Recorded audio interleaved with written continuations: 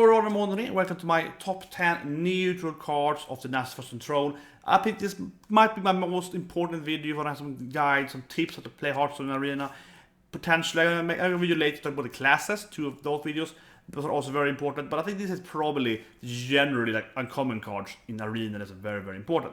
And as I did last time with the Guru, I'm not really care about like rare and like the epics and legendary on that rarity, because those aren't played that enough. That being said though, I'm also going to talk about the 2 only epics I really care about anyway, and legendary, because there are actually very few neutral care cards. Like, there's only 1 legendary that is playable for neutral, that's also the Lich King.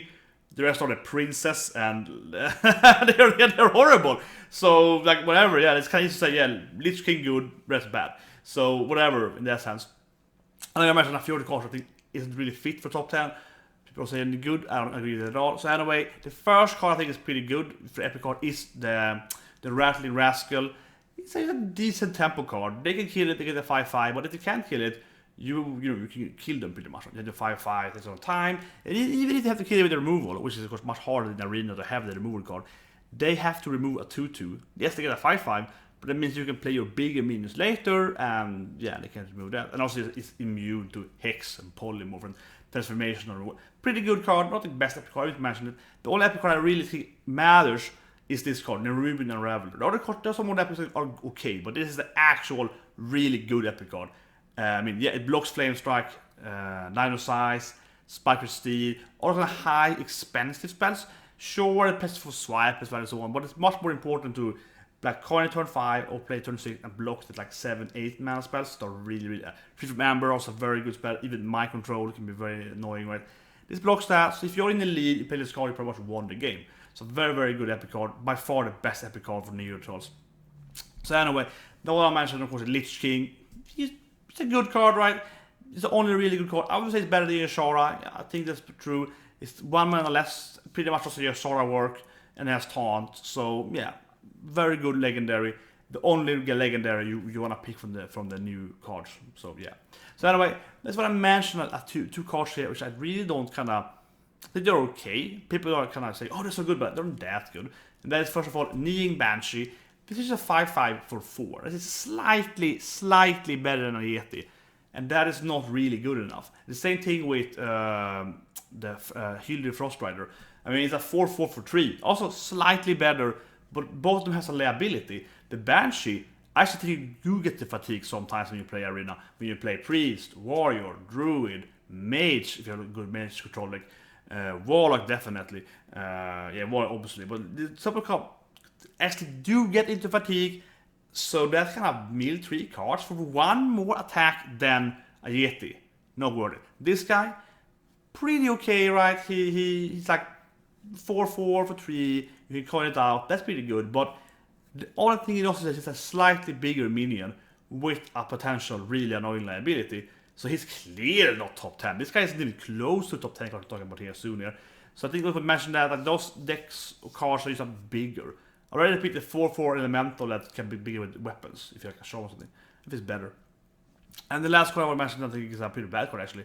Or bad, but like pretty mediocre, is Venomancer.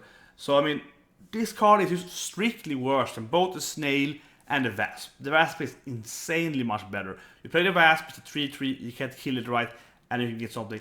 Yes, this might survive something, this might kill, but like, whatever. So you can kill a small minion, like 2-drop, and then a big drop. Okay, this has some high value, but it really isn't that good. Sure, this card is better than many other like common neutral cards, so you're probably gonna pick it a lot anyway, because you'll see it a lot now in the next Arena, but really isn't that good of a card. I just want to really emphasize that, because it will kill like 1 big minion and it dies. That's pretty much the effective we do mainly, right? That both the Snail and the Wasp does, but they do it better. The one has taunts, it blocks them, the other one has stealth, so you can't kill it. So they're both much better at killing 1 big minion, but it's mainly do, and it costs less mana. So it's like more mana for less of an effect. If you say like taunt, then it would be really cool, but like no. So this is not near top 10, not a good card. So anyway, let's talk about top 10. Let's go to the really good cards here, and obviously it's gonna be like at around like top 4 or so. That's be like the last 3 cards are way better, right? As usually, it's gonna be some kind of steps in there, right? Yeah. So the first card then, that put my number 10 here, is the Saronite Chain Gang. A pretty good card actually. It's basically a Frost Wolf for any class. So you get 2 trees for 4 mana. That is fair compared to the 3 mana at Overload. But if you hand buff it as a Paladin, Warrior, Hunter, mainly Paladin and Warrior, you actually get a ridiculously good card. So I think it's pretty fair to say that, would you pick Frostwolf? Yeah, you pick the card a lot in Arena as a Shaman. And this is pretty much the same level, right? So that makes it a pretty good card for me. Double taunt, you can survive stuff. Also good for aggro. I think that's a generally good card, even without the hand buff. But if you get a hand buff on it, then it's insanely good in Arena. Insanely good. So I think it's like not better than 10, because you need to play those specific classes to really get the effect of it. But even if you don't play them like a priest, it's a decent card anyway. So I think it's definitely a pretty good like a 10 the ranks here. Then we have Deathspeaker. Basically, it's like an Argent Protector, right? You buff them and they can die that turn. Pretty good. Its stats aren't that good for 3 mana, but it means, yeah, like a lot of mainly Paladin cards. You buff something and then you can trade, or like you reduce D to 1 and then you can trade. Pretty much gives you a free trade. Pretty good. It's gonna have the same thing though, that people are gonna just remove all the minions you see, so the effects aren't that is the trigger, but if you can do it, it's pretty high work. So I think it's a good, generally good and common card. And then we get into Corpse Racer. It's pretty much the same thing. You could also say, isn't this sensitivity immunity? Yes and no. This is slightly better. So these cards are very, very, I mean, these two cards are very, very similar. They pretty much do the same thing. But Razor is a little better because it also heals your minions. If you have a 7, let's say you have a 7-2, right? And you immune that, and you give a blah, you 7-1, then it's nice, but it survives that trade, but that is really toast. This thing instead, it dies from the trade, but you resummon it, and then you get, a bigger minion again. So this is better for the bombs. And I think it's a pretty good card, because the Shaman card isn't that good, so I don't want to put it like too high.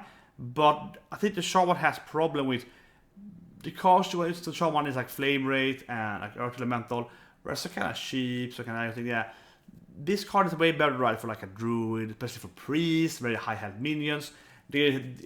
Especially for Priest and Druid, this card is really, really good. So I think that makes it a little better. So anyway, and now we're getting into some of the much better cards. And here's kind of like a Shaz here for some really, really good needed cards. And this is for Sunborn Val. This is a great card. Right? Pretty much Defender Argus, but better. I think it's slightly better than Defender Argus. It costs a little more mana now, so 1 more mana. But her stats are obviously makes her actually playable. Like Defender of, it's a great ability to get the 1/1, but that card that is sad doesn't do much. She will do about the same thing, a +2 health, plus 1/1. I think +2 health in some situations will be better. Probably gonna be worse overall, but it can be better, so that it's better, much more valued, or it's about the same. So her much higher stats for that 1 more mana, I think it actually makes her a lot better. So a pretty good card actually, and definitely kind of coming to this like, okay, no, we are at a really good new card here. This is a great card, and it's an uncommon card, so you can see it a lot. Definitely recommend taking this card. And then the next card here then is Necrotic Geist.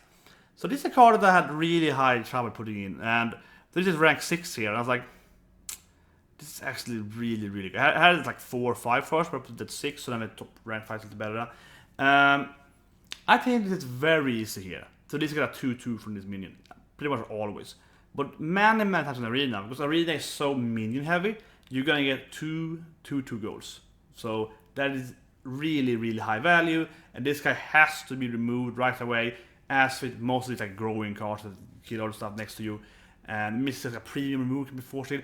Feels like a really good card, also uncommon, has big impact, obviously better for Paladin and so on, but I think generally this is a great card actually, except for like top tickets. Well, it depends on the medium, but yeah, good card, should see a lot of use actually. And then we have the number 5 here. Yeah, this card is really, really good. Here we go, like really, really top cards here. Recommended for Arena. Cobalt Scalebane, a 5/5. That is just good enough in itself. It's a good stat value. There actually aren't that many good 5-drops in Arena, right? Or better in the game, but especially for Arena. So 5/5. That is just premium value. You just played it out. And it gives you +3. That is actually quite significant. Even if it's random, you buff something. You can buff your taunt minions that have high health, really high value. You buff your aggro. I mean, it works with everything to this deck. This is a really good card. If you're an aggro deck, and you're just buffing your small guys, they're like, shit, that's 2-1, a 5-1, I have to ping it, or have to do some removal. Yeah, that is really annoying. But if you play like a slow deck, so you have the high 3-6, 3-8, you have the taunt minion base, right? Play this guy, buff that minion, suddenly it's like a 6-6 or so on, right? So it actually works in both situations if you're playing a mid-range or a late-game deck, or when you're playing an aggro deck. And he has a good stat value by himself, so you can just play him on an empty board. That's what you want to do, but still that's really good. Obviously, it's still better with Paladin and Shaman, so you can have your totems, so your small guys being buffed. But generally, I think this is a really, really good card. I think this is easily one of the best cards we've seen for a long time. But some cards obviously are better though. So yeah. So the next card then, it's Bonemare. This is a high value card, very similar to Naga there. It's 6 out of 6, so the stats aren't that good for 6 mana. But basically, compared to an Ogre, we are paying 2 health here. And that's not that bad. You still have 5 health though, so it's pretty high at the health level. You still survive a swipe, you survive a true seal, you survive flame strike, yeah, you survive most cards. So 4 life is a big no-no, right? So 5 life at the Yeti is actually pretty high. That difference from 4 and 5 life is pretty significant compared to like 5 and 4 attack, for example with the Banshee. That it doesn't really matter that much. So 4 and 5 health is really important. So this survives most stuff, and when it dies, you get on a dragon. Dragons are usually kind of big. There are a lot of legendaries there, but generally dragons are like the Bonemare itself are quite big, right? So you pay a 6 bomb, and you probably get another bomb like a medium-sized minion. So it's a +1 card, strong death rattle, very strong death rattle. I think definitely it's a top 5 neutral cards here. It's a rare card though, so Naga you can see more. And then we have the few last cards here, and of course we have Skelemancer. I love this card. Skelemancer, this card is insane. I think this card looks ridiculously strong. It's a 2-2, and when it dies on their turn, sure, you get an 8-8. So, yeah, this is such an anti-mage card, such an anti-AoE card, right? You play this card out, and they cannot play Flame Strike, they cannot play the Meteor if you push it correctly, they cannot play the whatever Volcano, and so on. This really counters the AoE stuff, right? So strong, and on a common level, this is a very high impact for card you see in the arena. People are gonna play this a lot, right? And just block it off. Because eggs are decent to block it off, but this is such a big minion will drop from this. And it can fight in itself. Yes, it cannot kill itself, but I think it's very important to note here that let's say a hunter, you play this card out, you hit them in their face every turn for 2 damage, because they are never gonna kill this guy. And as long as they don't have taunt, you can just keep punching them in the face, right? Because you have a 2-2 that they're never gonna kill. So actually it's like an internal like 2 damage to your face. So you have taunt. Actually it's very important for Hunter and other aggro decks in the arena. So actually it's ridiculously good. This is probably the best aggro card I think for a long time in the arena. It's ridiculously good card. Super recommend this card. And then we have the rank 2 card here, Mindbreaker. I think this card is undervalued, people. I think it's an amazing card in the arena. It is really strong. Trust me on this. First of all, 2-5 for 3. That is actually premium stats. So you have like a 3-4 for 3.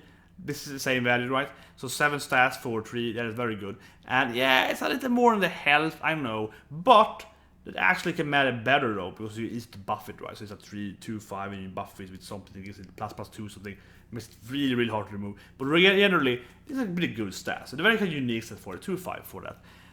But mainly though, this ability is so strong in the arena. I think people completely stand this card here. First of all, it blocks like Paladin and Shaman. That is actually really big, because they usually want to play the stuff up if they want to have values.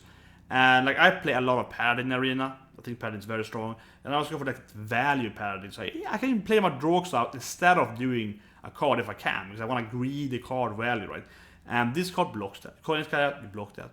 Blocks the Shaman thing. It blocks Hunt killing you. I think they can be ridiculously big. It blocks the Hunter thing. It blocks the War for getting more cards. They also really big. Mage can't kill you the small guys. Same with Druid and Rogue, but that's a little less important. But Mage is definitely also, you can't, being your trios or whatever. This card does a lot of stuff. Of course, you can't use abilities either, so it has to be a little controlled. But still, it feels really good actually. If you buff it up and you can move on, yeah, this is a great card. It gives a lot of effects. But I think the main thing that I would say again there is that you said it can block a death from like a hunter or a mage or whatever. That can actually be so important. You can't use a hero ability. Never. Compared to the older card where you put out debuff on it, so they could use it because it's more mana, then necessarily use it again. Didn't matter so much. this is so much more better. And it's a height too, so you can probably remove it. It's just like a great card. A really, really good card. However, though, you have to play it intelligent, right? You can just drop it out. If you are Stepala Paladin, you want to play your doors out, I box you out. So it's probably better to if you yourself are playing some kind of aggro or a control deck where you get turns up or something. But necessarily, if you want like a priest for his first, it's very interesting card. I think it can be very, very good in the arena, but hard to play with. And that's actually like it. Then of course number one is obviously, I said it right away, I was like, man, this is a absolutely insane arena card, and that's called Bonemare. Bonemare, it is just insane. This is easily the best card we see from the neutral cards here. I almost take it very in the lifting. This card is so good, and in the uncommon slot. What were they thinking, right? So basically, you have a 5/5 for 7. That's very good, but it's okay. It still has its body, so even if it's empty board, you play it out. I mean, still a 5/5 for 7. Obviously, it's better playing Paladin and Shaman because you buff your small guys. So if you have an empty board, you can create a totem and buff it. That's pretty good. But yeah, this is just insane. So if you look at the stat value, it's 9 stats for 7. Compared to a War Golem, also on common slot, that is a 7/7 for 7. So it's 4 more stats, and it gives it taunt. So it's better than like an Iron Bark because it has 1 more set than Iron Bark, and it's more impactful. You can play it, buff something that could kill something or trade and die. But yeah, so it's better than Iron Bark. It's better than pretty much. It's almost better than not a boom, seriously, in arena at least.